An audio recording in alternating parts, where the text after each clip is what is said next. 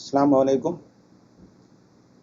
TMC virtual class के अंदर मैं शेख मोहसिन आपका दिली खैर मकदम करता हूँ।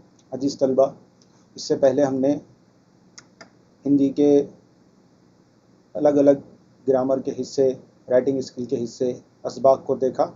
आज हम हिंदी कंपोजिट के अंदर ग्रामर का जो सेक्शन है, राइटिंग स्किल का जो सेक्शन है, राइटिंग स्किल के सेक्शन में से हम आज जो हिस्से को देखने वाले हैं वो है निबंध लेखन। तो निबंध लेखन के अंदर बहुत सारे बच्चे क्या करते हैं, निबंध लेखन करते समय कुछ खामियां, कुछ गलतियां करते हैं। आज हम विस्तार से उन गलतियों को जानेंगे और कोशिश करेंगे कि वो गलतियां आप अपने एग्ज़ाम में ना करें और उसकी वजह से आपके नंबरात के अंदर कोई कमी और कोई उसके अंदर कटौती ना हो। इसके लिए आज का लेक्चर आई होप आप लोग बड़े ध्यान से देखेंगे। तो चलिए बढ़ते हैं आज के लेक्चर की तरफ। तो ये देखिए, उपयोजित लेखन, ये जो राइटिंग स्किल है, ये आपके कृति पत्रिका का चौथा सेक्शन है, चौथा हिस्सा है। उसके अंदर आपको जो प्रश्न आते हैं चौथे सेक्शन के अंदर दो प्रश्न आते हैं। चौथा प्रश्न आता है, चौथा प्रश्न का अ आता है। अ के अंदर एक और दो प्रश्न होते हैं। एक के अंदर आपको लेटर राइटिंग करनी होती है, जिसमें फॉर्मल, इनफॉर्मल, उसमें औपचारिक, अनौपचारिक लेटर राइटिंग के मैंने आपको पूरी वीडियो के अंदर तफसील बताया। वो वीडियो आपके पास अवेलेबल है, आप इसी चैनल के अंदर नीचे स्क्रॉल करके उसको देख सकते हैं। उसके बाद दूसरा है, यहाँ पर गद्य आकलन है या कहानी लेखन है या जाहिरात या विज्ञापन लेखन जिसको हम कहते हैं, तो उसका भी मैंने डिटेल वीडियो बनाया है, वो भी आप स्क्रॉल करके देख सकते हैं। उसके अलावा ये जो दूसरा सेक्शन है, क्वेश्चन नंबर 4 का, सेक्शन 4 जो हमारा राइटिंग स्किल का आता है, जिसको हम कृति पत्रिका के अंदर भाग 4 कहते हैं। भाग 4 के अंदर हमारा जो प्रश्न क्रमांक 4 है, उसका हम आ वाला विभाग देखते हैं, जिसका हम आ विभाग के अंदर देखते हुए देखेंगे। तो निबंध लेखन इसके अंदर आता है। निबंध लेखन, हमको निबंध लेखन में करना क्या है, 60 से 70 शब्दों पर आधारित निबंध लिखना है। 60 से 70 शब्दों पर आधारित निबंध। अब निबंध लेखन करते समय किन बातों का ध्यान रखना है, तो आपकी जो किताब है, टेक्स्ट बुक है, उस टेक्स्ट बुक के अंदर ऑलरेडी सारी बातें यहाँ पर लिखी हुई है। आप अगर देखेंगे तो निबंध को क्या कहा जाता है, निबंध में कौन सी चीजें, निबंध एक लेखन कला है, एक लेखन की कला है। निबंध का शाब्दिक अर्थ होता है सुगठित अथवा सुव्यवस्थित, यानी किसी भी चीज को ऑर्गेनाइज तरीके से, मुनज्जम तरीके से जमा करना, किसी ख्याल को, किसी विचार को, किसी एक कंसेप्ट को बहुत ही अच्छे अंदाज में ऑर्गेनाइज करना, मुनज्जम करना, इसको हम निबंध कह सकते हैं। तो इस तरह से हम इसको समझते हैं। साधारण गद्य रचना की अपेक्षा निबंध में रोचकता और सजीवता पाई जाती है।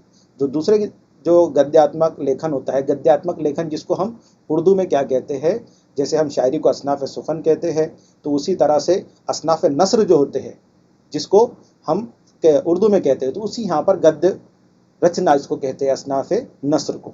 तो आगे यहाँ पे देखा जाता है, निबंध गद्य में लिखी हुई रचना होती है जिसका आकार सीमित होता है। उसमें किसी विषय का प्रतिपादन अधिक स्वतंत्र पूर्वक और अपनेपन और सजीवता के साथ किया जाता है। एक सूत्रता, व्यक्तित्व का प्रतिबिंब, आत्मीयता, कलात्मक निबंध के तत्व माने जाते हैं। इन तत्वों के आधार पर निबंध की रचना की जाती है। ये तो पैरा है, इसके अंदर जो बातें कही गई है मैंने तो पढ़ के आपको सुनाई है, समझाने की भी कोशिश की है। लेकिन अगर आपको फिर भी नहीं समझ में आई तो आप अपनी जो दरसी किताब है, टेक्स्ट बुक है, पाठ्य पुस्तक है, उसके अंदर आखिरी सफ़हात पर इन सारी तफसीलात को निबंध लेखन के शीर्षक पर, उन्वान पर आप उसको देख सकते हैं और वहाँ पर अपने टीचर से कंसर्न करके, टीचर से कांटेक्ट करके मज़ीद मालूमात हासिल कर सकते हैं। बताना अभी फ़िलहाल ये है कि निबंध एक ऐसा एक्टिविटी है, एक ऐसा सरगर्मी है, एक ऐसी हमारे सामने कृति है जिसको हमें कैसा लिखना है, सुव्यवस्थित और सुगठित। सुव्यवस्थित और सुगठित का मतलब कि हमारे दिमाग में सारे कंसेप्ट पहले आ जाने चाहिए और उसी कंसेप्ट को हम बाद में एक्सप्लेन करते करते करते करते अपने इससे अपना निबंध, अपना मजमून ख़त्म करने। तो इस बात को और आगे हम तफसील से जानने वाले हैं। निबंध लिखते समय कुछ बातों का ख्याल रखना है। प्रारंभ, यानी जो स्टार्ट है, जो इसका हमको प्रस्तावना है, वो कैसे अच्छे से रखना है। उसके बाद विषय विस्तार है। समापन, इस क्रम से निबंध लेखन करें। 3 हमारे पास क्या होने चाहिए, उसके हिस्से होने चाहिए। पहला हिस्सा प्रारंभ, दूसरा विषय विस्तार और तीसरा समापन। इस तरह से 3 हिस्सों में। अब 3 हिस्सों में इससे मुराद क्या है कि आपको कम से कम 3 पैराग्राफ तो इसके अंदर बनाने ही बनाने। उसके अलावा विषय अनुरूप भाषा का प्रयोग करें। भाषा प्रवाही और रोचक और मुहावरे वाली, मुहावरेदार हो, यानी उसके अंदर मुहावरे का भी इस्तेमाल हुआ, जैसी कहावतें सुवचनों का यथा स्थान प्रयोग किया गया हो। यथा स्थान, जहां जरूरत, जैसी जरूरत लगे, कोई आपने कहावत कह दी, मुहावरे या सुवचन लिख दिए, शुद्ध और सुवाच्य मानक वर्तनी के अनुसार निबंध लेखन आवश्यक है ना, कि इसके अंदर सुवाच्य यानी पढ़ने जैसा, ऐसा ना हो कि हम ऐसा कुछ गड़बड़ लिख दे रहे कि वो पढ़ने में नहीं आ रही, ऐसे नहीं, बल्कि कैसा लिखना है, शुद्ध सुवाच्य यानी एकदम आसान और शुद्ध यानी साफ सुथरी और मानक वर्तनी के अनुसार, ऐसा गलती ना हो। वो गलती अगर हम लिखने में करते हैं तो उस पर भी हमारे नंबरात कट जाते हैं। निबंध की रचना करते समय शब्द चयन, वाक्य विन्यास की ओर ध्यान देना आवश्यक है। निबंध लेखन में विषय को प्रतिपादन करने की पद्धति के साथ साथ कम से कम 4 अनुच्छेद की रचना हो। मैंने पहले क्या कहा था आपको, कम से कम 3 हो, लेकिन यहाँ पर आपकी अपनी दर्शी किताब के अंदर, आपकी अपनी पाठ्य पुस्तिका में वो साफ लिख रहा है कि कम से कम, क्या लिख रहा है कि कम से कम 4 अनुच्छेदों की रचना हो। 4 अनुच्छेद मतलब 4 पैराग्राफ आपको लिखने हैं, 4 अनुच्छेद आपको लिखने हैं। निबंध का प्रारंभ आकर्षक और जिज्ञासा वर्धक हो। निबंध का प्रारंभ यानी उसका स्टार्ट, शुरुआत कैसी हो, आकर्षक और जिज्ञासा पूर्वक, यानी एकदम ऐसी हो जो दिलचस्प हो। ऐसा निबंध से मध्य भाग में विषय का प्रतिपादन हो, जो विषय है उसका खुलासा हो। उसके बाद निबंध का मध्य भाग महत्वपूर्ण होता है, इसलिए उसमें निरसता ना हो। ऐसा नहीं कि मायूस हो जाए, बोर हो जाए, पढ़ने वाला बिल्कुल एकदम ऐसा लग रहा है कुछ ही नहीं है इसके अंदर, ऐसा नहीं, बल्कि ऐसा हो कि वो जुड़ा रहे उससे। निबंध का समापन विषय से संबंधित, सुसंगत, उचित, सार्थक विचार तक ले जाने वाला हो। यानी निबंध का समापन जो विषय से है, जो उसका उन्वान है, उससे जुड़ा हुआ, ऐसा नहीं कि विषय एक तरफ जा रहा है, उन्वान एक तरफ जा रहा है, नहीं, उससे एक दूसरे से मजबूत होना चाहिए, जुड़ा हुआ होना चाहिए। तो ये बात का भी हमको ध्यान रखना है। उसके बाद निबंध के जो प्रकार है, आत्मकथात्मक निबंध लिखते टाइम और वैचारिक निबंध लिखते समय आवश्यक बातें ध्यान में दी है। देखिए, इसके अंदर एक बात खास तौर से ध्यान रखनी है कि निबंध के जो प्रकार है, आपकी अपनी पाठ्य पुस्तक में जिसके आप जो निबंध का सेक्शन दिया गया है, निबंध की जो मश्क दी गई है, उसी के अंदर बताया गया है कि 5 प्रकार के आपको निबंध आने वाले हैं। 5 प्रकार में से कोई 2 प्रकार वो आपकी कृति पत्रिका में आपसे पूछने वाला है, जिसमें से आपको करना एक ही है।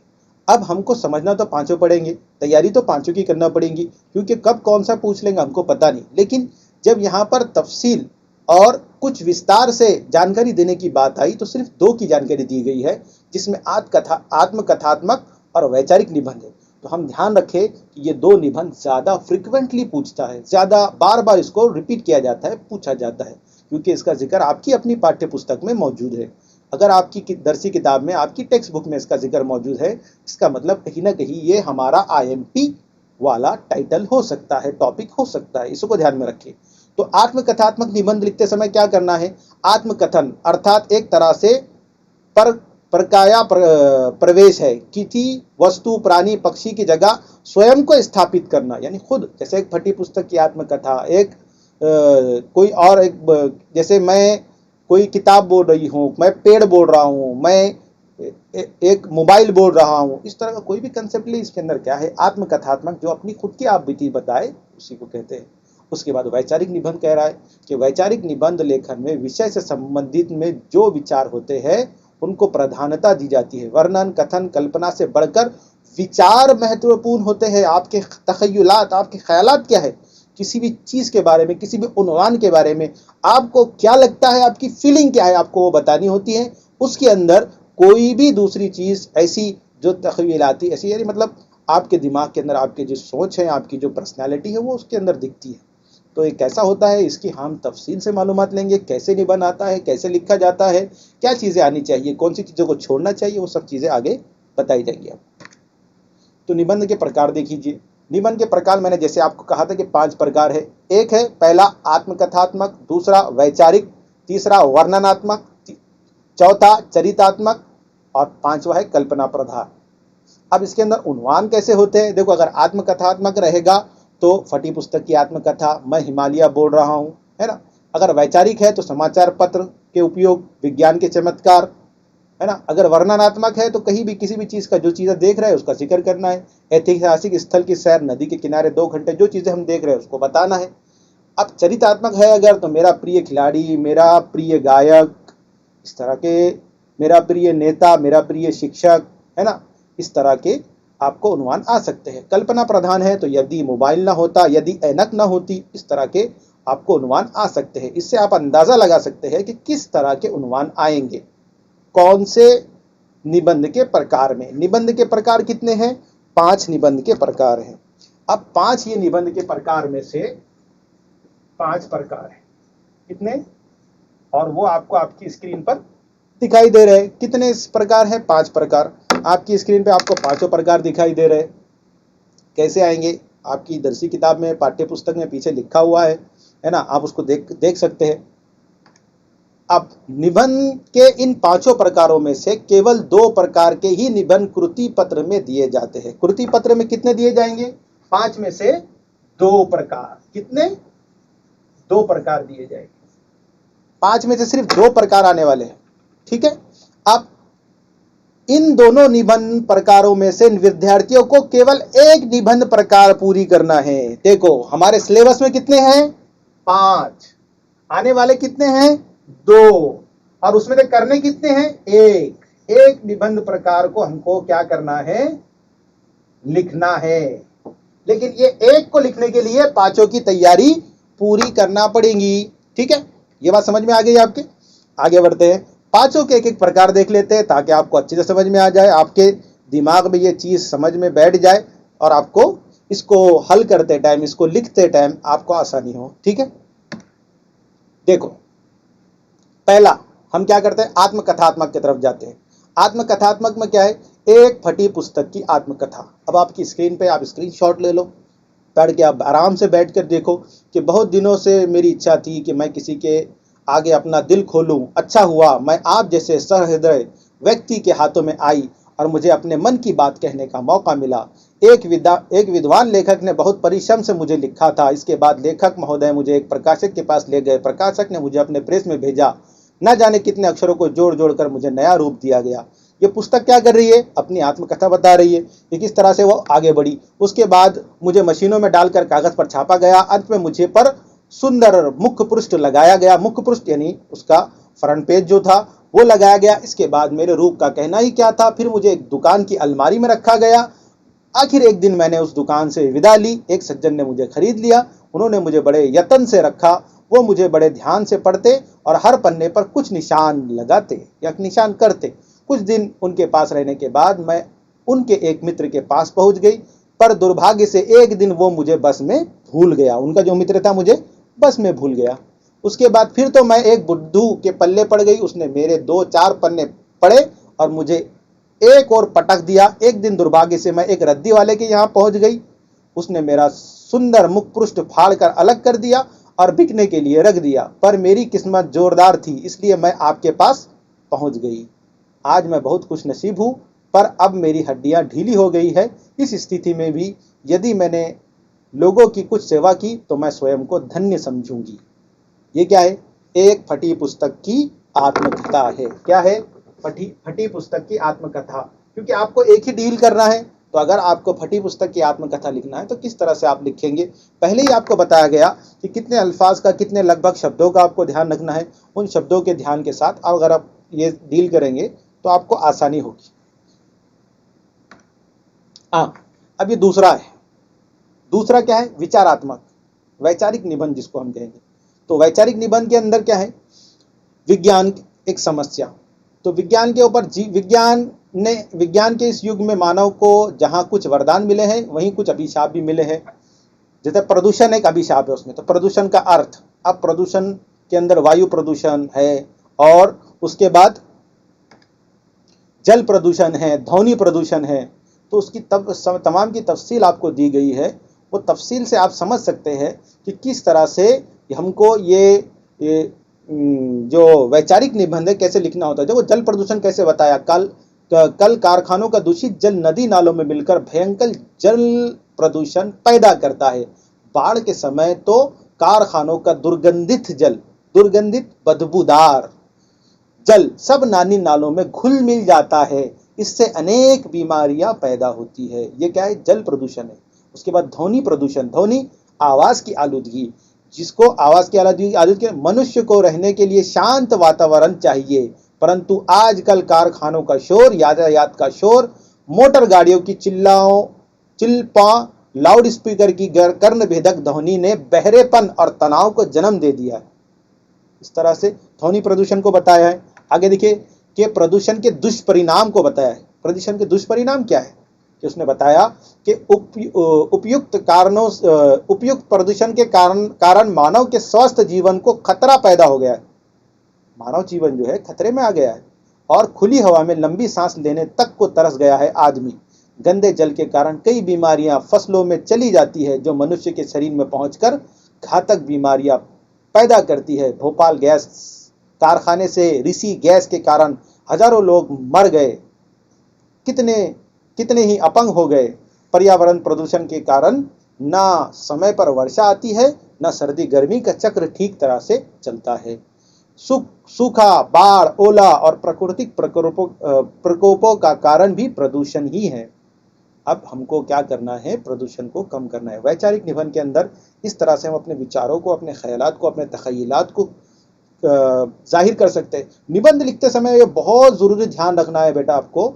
आप सब स्टूडेंट्स ये जहन बना ले कि जिस भी उन्वान के ऊपर आपको मजमून लिखना है, निबंध लिखना है, तो आप उसका एक खाका अपने दिमाग में पहले बना ले। एक खाका एक दिमाग के अंदर अगर हमारे बना रहेगा तो बराबर से लिखते समय हमको बातें याद आती जाएंगी और हम बराबर से उसको रिदम के अंदर, एक रवानी के अंदर और एक तसल्सल के साथ लिख सकते हैं। इसलिए हम क्या करें कि जब भी हम निबंध लिखने के लिए बैठे तो एक खाका एक जहन के अंदर हमारे मौजूद हो। अगर वो खाका रहेगा तो हमको लिखने में आसानी रहेगी। तो अब आगे क्या कह रहा है कि प्रदूषण के कारण, क्या कारण है प्रदूषण को बढ़ाने में? कारखाने, वैज्ञानिक साधनों का अधिक उपयोग, फ्रिज, कूलर, वातानुकूलित एसी हम इस्तेमाल करें। वृक्षों का अंधाधुंध काटने से मौसम का चक्र बिगड़ गया है और घनी आबादी वाली क्षेत्रों में हरियाली ना होने की वजह से प्रदूषण बढ़ा है। अब उसके सुधार के उपाय, विभिन्न प्रकार के प्रदूषण से बचने के लिए हमें चाहिए कि अधिक से अधिक पेड़ लगाए, हरियाली की मात्रा अधिक हो, सड़कों के किनारे घने वृक्ष हो, आबादी वाले क्षेत्र खुले हो, हवादार हो, हरियाली से ओत-प्रोत हो। कल कारखानों को आबादी से दूर रखने चाहिए और उनसे निकलने वाले प्रदूषण मल नष्ट करने के उपाय सोचने चाहिए।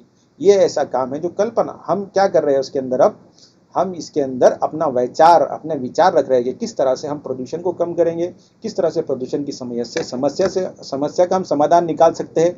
इससे पहले मैंने आपको कहा समाचार पत्र का उपयोग और उसके साथ साथ दूसरे जो उसके शीर्षक थे, जो उसके उन्वान थे, उसके हिसाब से हम क्या कर सकते हैं, अपना ख्यालात, अपने विचार, अपने बातों में, अपने लफ्ज़ों में उसके अंदर रख सकते हैं। तो एक बात खास तौर से ध्यान रखनी है निबंध लेखन कार्य करते समय कि हम पहले क्या कर ले, जिसका कुछ ना कुछ एक खाका अपना एक दिमाग के अंदर बना ले। अगर ये खाका रहेगा तो हमको सारा आगे का डील करने में आसानी रहेगी। तो आगे बढ़ते हैं। अब हमारा ये क्या है, ये नदी के किनारे 2 घंटे है ना। तो ये वर्णनात्मक है। वर्णनात्मक निबंध यानी जो हम देखेंगे, जिस बात का हम मुशाहिदा करेंगे उसका हम जिक्र करेंगे। हमने पहले आत्मकथात्मक देखा, फिर वैचारिक देखा, अब वर्णनात्मक देख रहे हैं। अब वर्णनात्मक के अंदर हम क्या कर रहे हैं कि अपने नदी के किनारे 2 घंटे, ये दीपावली की छुट्टियों में अपने चाचा के यहाँ पंढरपुर गया। वहाँ मेरे कई मित्र थे। एक दिन शाम को हम कुछ मित्र चंद्रभागा नदी के किनारे निकल पड़े। चंद्रभागा नदी महाराष्ट्र की प्रसिद्ध नदी है, प्रसिद्ध मशहूर नदी है। जब हम वहां पहुंचे तब सूर्य पश्चिम दिशा में पहुंच चुका था। अस्ताचल की ओर बढ़ते हुए सूर्य की अस्ताचल गुरूब यानी वो गुरूब होने के करीब था। अस्ताचल की ओर बढ़ते हुए सूर्य की किरणें अपने तेजस्वी तक खो चुकी थी। नदी का पानी सुनहरा लाल रंग की छटा बिखेर रहा था। शीतल मंद पवन बह रहा था। नदी के तट पर काफी चहल पहल थी। पक्षी अपने घोंसलों की ओर लौट रहे थे, चरवाहे गांव की ओर लौट रहे थे और अपने मवेशी को नदी में पानी पिला रहे थे। नौका विहार करने वालों का आनंद देखते ही बनता था। रंगी बिरंगी पोशाकों में सजी महिलाएं नदी में दीप दान कर रही थी। दीप दान करना आपने देखा होगा, कोई नदी किनारे के अंदर छोटी सी दीप के अंदर एक छोटा सा दीप लगाते हैं, छोटी सी मिट्टी के बर्तन में, और उसको नदी में छोड़ा जाता है, उसको दीप दान कहते हैं। तो दीपदान कर रही थी। नदी किनारे पर कुछ दूर खोमचे वालों की धूम मची हुई थी। भेल पूड़ी के पास काफी भीड़ थी। कुल्फी मलाई और फल वाले भी थे। बच्चे गुब्बारे और खिलौने के पास ही जमे थे। जैसे उमूमन चौपाटी का माहौल होता है, हमने देखा है चौपाटी वगैरह का जो इलाका है, जो सरहद जिसको हम किनारे वाला इलाका जो ऐसा होता है, तो उस इलाकों के अंदर बीच वगैरह होते हैं, तो वो ऐसा इलाके की बात है। हमने एक नाव तय की। नाव वाला बहुत ही दिलचस्प आदमी था। जल विहार कराते कराते उसने हमें चंद्रभागा के संबंध में पुराणों में वर्णित कुछ कथाएं सुनाई। चंद्रभागा के तट पर महाराष्ट्र के सुप्रसिद्ध संत तुकाराम ने स्वर्गारोहण किया था। तब तक आकाश में चांद पूरी तरह निकल गया था। यानी अब वो जो सूरज गुरूब हो चुका था और चांद आ चुका था। चांदनी चारों ओर फैल चुकी थी। चंद्रभागा के पावन तट पर कई मंदिर है। इनमें भगवान विट्ठल का मंदिर मुख्य है। हमने मंदिर में जाकर भगवान का दर्शन किया और घर की ओर लौट पड़े। इस तरह से अब ये जो निबंध है हमारा, तो ये क्या है? वर्णनात्मक निबंध है। हमने इसमें वर्णन किया उन बातों का जो हमने देखा है। पहला जो था वो आत्मकथात्मक था, उसके अंदर किताब अपनी पुस्तक अपनी आप बीती बता रही थी।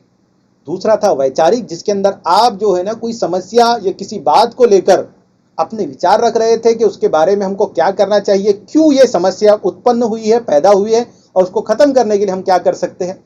और अब यहाँ पर अभी हमने वर्णनात्मक निबंध को देखा है कि किस तरह से हमको वर्णन करना चाहिए, किस तरह से हमको ये जो हमारे मुशाहिदात है उसको बताना चाहिए। अब आगे बढ़ते हैं। मेरा प्रिय खिलाड़ी, है ना, ये एक निबंध का प्रकार है। उसके अंदर हम देखेंगे कि भारत, अब ये मेरा प्रिय खिलाड़ी आपकी पुस्तक के अंदर है, तो आप देख सकते हैं कि इसके अंदर क्या कह रहा है कि भारत खिलाड़ियों का देश है। मेजर ध्यानचंद, सचिन तेंदुलकर और सुनील गावस्कर, इस तरह के बहुत सारे खिलाड़ी भारत के अंदर, कोहली जैसे खिलाड़ी ना देश का नाम पूरे विश्व में ये क्या कर रहे हैं? रोशन कर रहे हैं।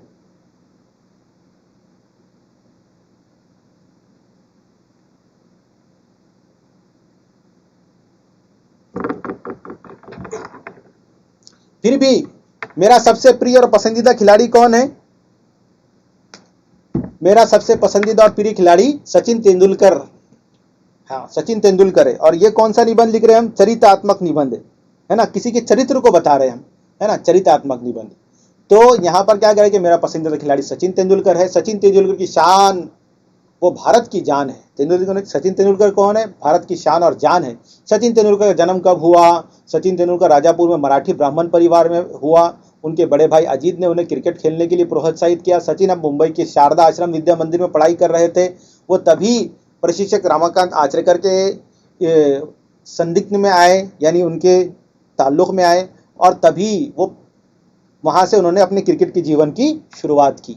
और फिर आगे उन सचिन के बारे में इस तरह से आप चरित्रात्मक निबंध के अंदर जिस भी प्रिय खिलाड़ी, प्रिय जन, या आपके जो भी आपका कंसेप्ट है, जो भी आपका चरित्र ऐसा है जिसको आप अपने निबंध के माध्यम से सबके सामने लाना चाहते हैं, तो आप उसके अंदर लिख सकते हैं। उनकी खूबियाँ, खामियाँ, अच्छाइयाँ, बुराइयाँ, उनके कारनामे और बहुत सारी ऐसी चीज़ें जो हम यहाँ पर अवाम के सामने, लोगों के सामने, पढ़ने वाले कारीन के सामने, जो पाठक जिसको हम कहेंगे, तो उनके सामने लाना चाहते हैं। हम एक चीज़ को लिख सकते हैं, जिस तरह जिस निबंध के अंदर पूरी चीज़ें लिखी है। सन 1989 में अंतर्राष्ट्रीय क्रिकेट में पदार्पण के पश्चात उन्होंने बल्लेबाजी में कई कीर्तिमान स्थापित किए। उन्होंने टेस्ट एवं एकदिवसीय मैचों में सर्वाधिक शतक लगाए।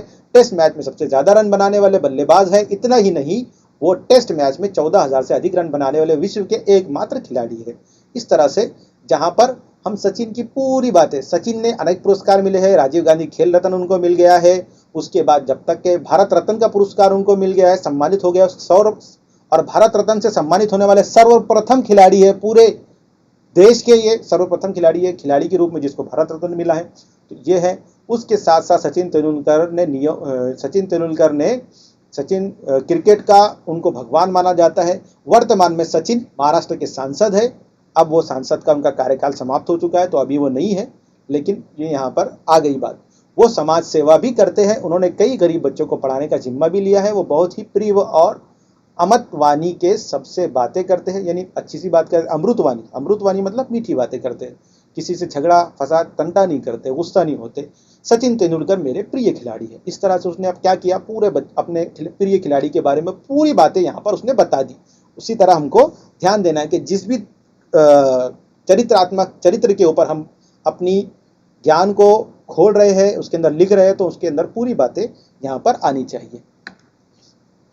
अब आखिरी जो है वो है ये कल्पना प्रधान।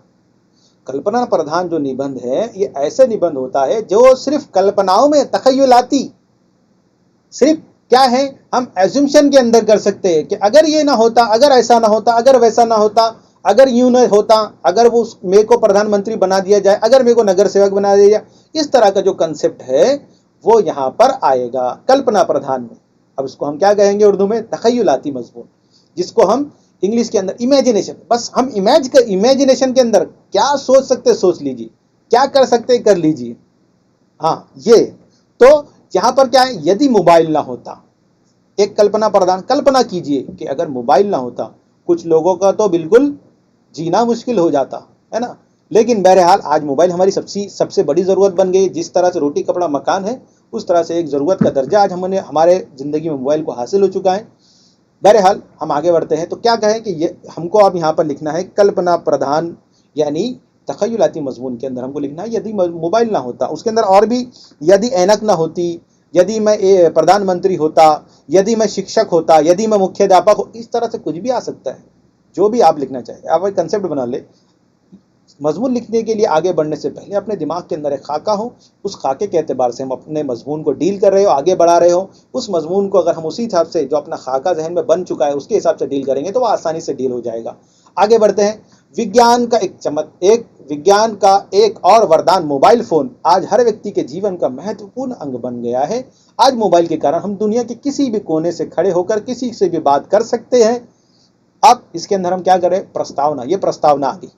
प्रस्तावना में क्या हो गया, हमने बता दिए विस्तार कि क्या है मोबाइल, मोबाइल की इंपॉर्टेंस क्या है, उसकी अहमियत क्या है, उसका महत्व क्या है, बता दिए। अब उसके बाद विस्तार बताएंगे क्या है, काम क्या करते हैं, ये क्यों हमारे लिए जरूरी है।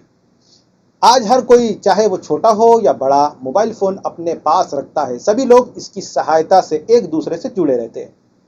सोशल मीडिया है और कॉल है, और किसी भी तरह से हम क्या करते हैं, एक दूसरे से कांटेक्ट में रहते हैं। यदि कोई समय पर घर नहीं पहुंचा पा रहा है, कोई बीमार हो गया, कोई दुर्घटना हो गई, तो फोन द्वारा घर वालों को सूचित किया जा सकता है। फौरन क्या करते हैं, हम उसकी खबर अपने घर वालों को पहुंचा देते हैं। ये कैसा पॉसिबल है कि हम अपने फोन उठाते हैं और फोन उठाकर क्या कर देते हैं, फट से फोन लगा देते हैं, है ना।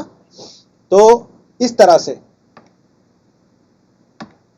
मोबाइल फोन से हमें केवल बात करने की ही सुविधा नहीं दी है, बल्कि इसके माध्यम से हम अपने मनोरंजन भी कर सकते हैं। अब आप बोलेंगे कैसे, तो आप बोलने की जरूरत ही नहीं है। एंड्रॉइड के अंदर इतनी सारी चीजें, इंसान सारी दुनिया को भूलकर उसी में लग जाता है।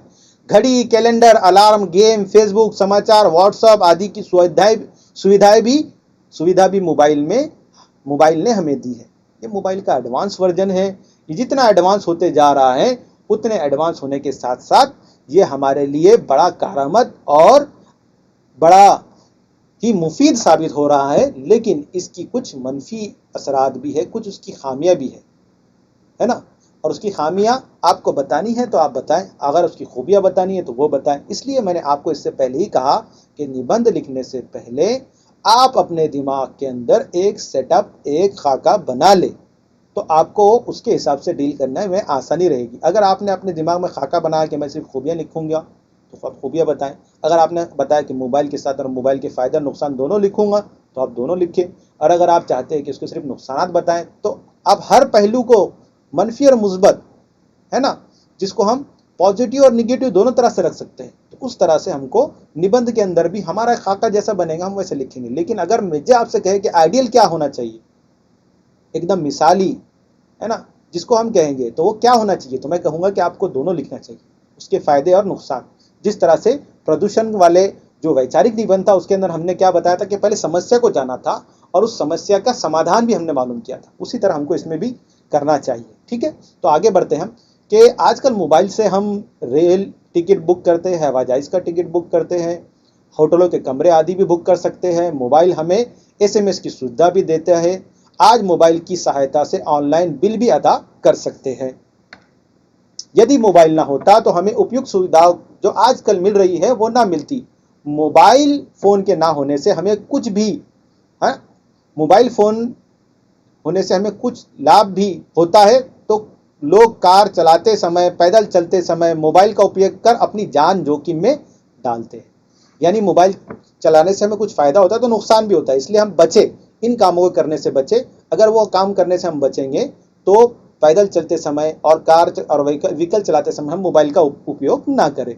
आजकल लोग सेल्फी लेते लेते अपनी जान गंवा रहे हैं। ये दोष मोबाइल का नहीं है, ये तो हमारा दोष है कि टेक्नोलॉजी को हम कैसे इस्तेमाल करते हैं। अगर टेक्नोलॉजी का गलत यूज करेंगे तो फिर उसके अंदर हमारा ही खतरा है, हमारा ही नुकसान है। टेक्नोलॉजी का सही यूज हमको क्या करना पड़ेगा, सीखना पड़ेगा। और टेक्नोलॉजी का सही यूज हमको कौन सिखाएगा, वो हमारी अपने अखलाक, हमारी तहजीब, हमारे वैल्यूज हमको सिखाएंगे। तो उससे हमको सीखना है। ये मोबाइल का दोष नहीं है, तो हमारा दोष है, क्योंकि हम मोबाइल का गलत उपयोग करते हैं। हमें मोबाइल का समुचित यानी सही, उचित, समुचित मतलब उचित, सही इस्तेमाल, उपयोग करना चाहिए। इस तरह से ये हमारा कल्पना प्रधान निबंध है, तो हम उसके अंदर इस तरह से हमने डील किया है। तो अब हम यहाँ पर हमने आज पूरा जो पांचों हिस्से हैं उसके पांचों को हमने देखा। हमने पहले आत्मकथात्मक, वैचारिक, और उसके बाद वर्णनात्मक, चरितात्मक और कल्पना प्रधान पांचों निबंध के एक एक प्रकार को हमने यहाँ पर देखा। किस तरह से लिखना है उसको देखा।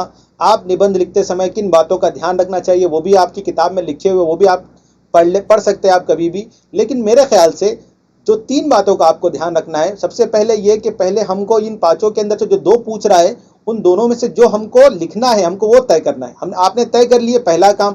उसके बाद जब हम मजमून या निबंध लिखना शुरू करेंगे उससे पहले अपने दिमाग के अंदर एक खाका बना लें और उस खाकों के एतबार से हम अपना मजमून डील करते जाए। और तीसरी और अहम बात कि मजमून के अंदर साफ सुथरी हमारी हस्ताक्षर हो, राइटिंग हो। और दूसरा कि 3 से 4 पैराग्राफ हम बनाए और उसको सुवाच्य यानी साफ सुथरी लैंग्वेज के अंदर लिखने की कोशिश करें। अगर ये 3-4 बातों का आप ख्याल रखेंगे तो आई होप, मुझे पूरी उम्मीद है कि आपको आउट ऑफ नंबर मिलेंगे।